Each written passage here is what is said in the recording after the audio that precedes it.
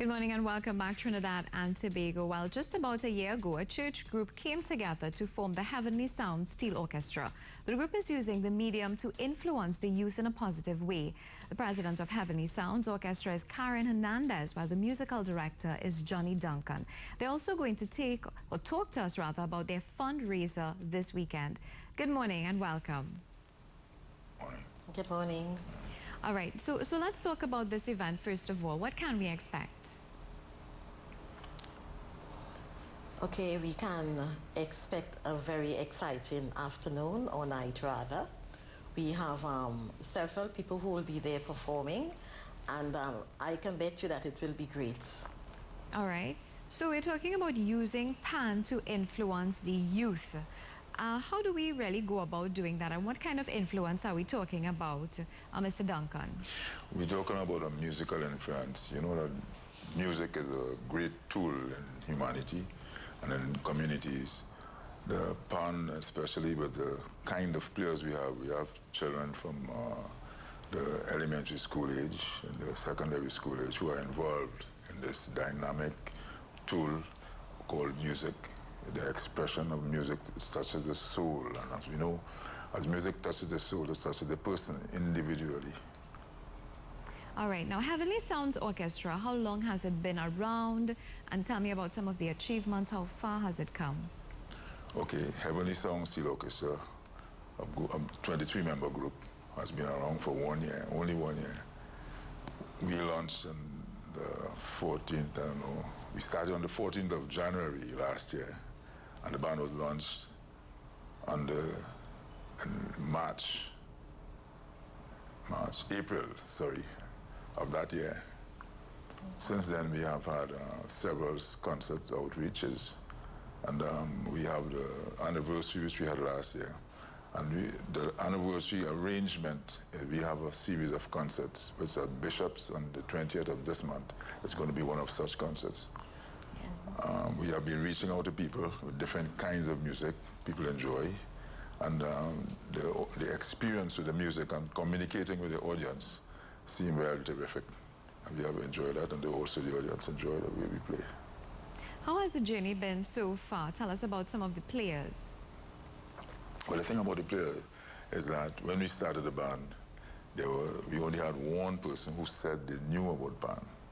But upon communicating with that person, we realized that the person didn't know about the instrument at all. So we had to get the whole band learning to play the instrument, learning how to hold the sticks from A to Z in the alphabet, if I should say that. And gradually, with the help of God, it was very miraculous, because only God could work a miracle like that. To hear these kids play in 3 months' time, and you're going to hear them play in 1 year's time, it's amazing. Ms. Hernandez, tell me, you being the president of the Heavenly Sound Steel Orchestra, tell me about the experience personally for you. What has gone into it, and of course funding, some of the challenges that you all have faced so far in this very young orchestra? As the president, I have learned to appreciate the pan a whole lot more.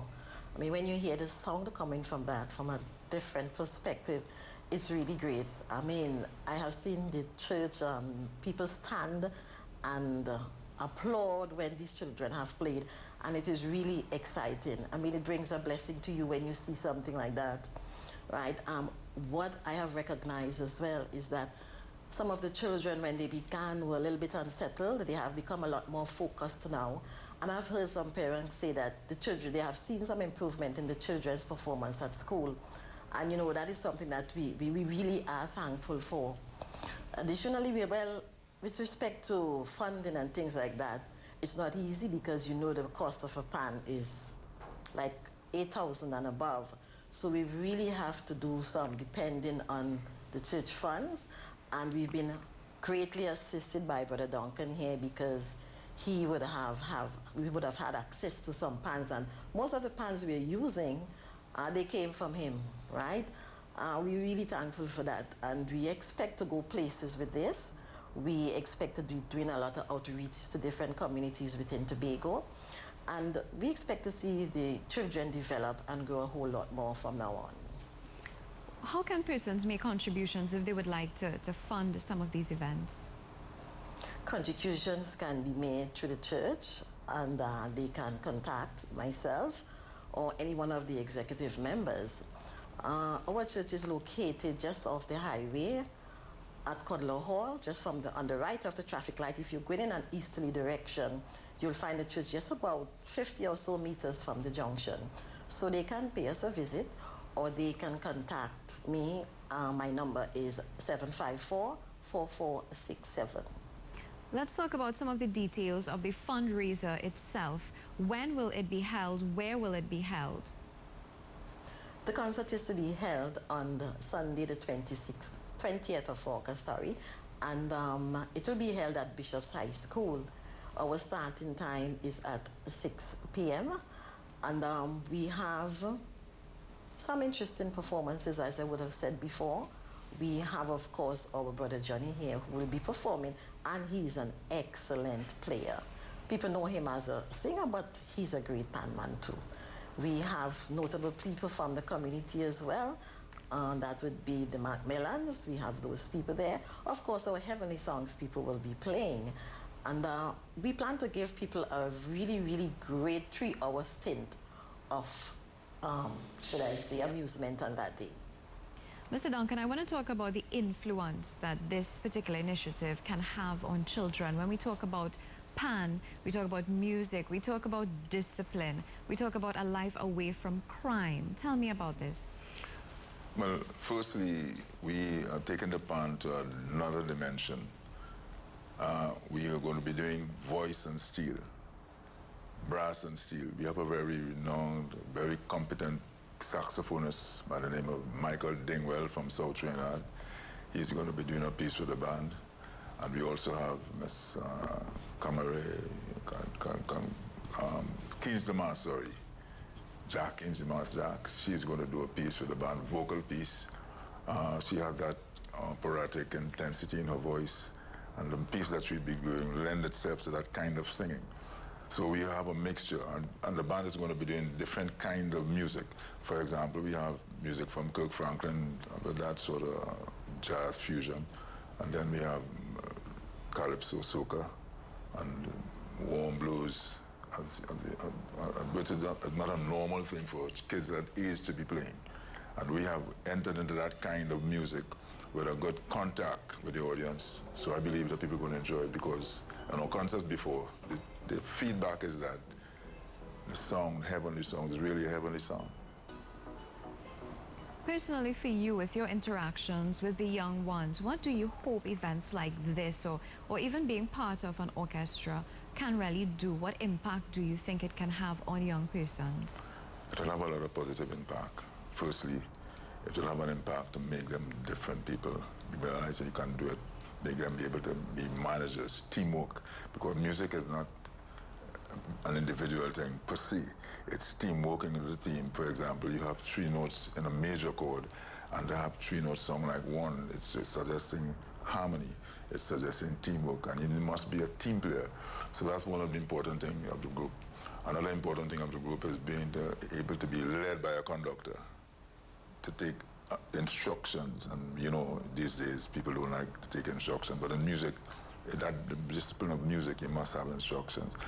And putting on songs to please people. For example, you might be in a concert, the audience might have about 300-400 people, and you have to please every one of those persons.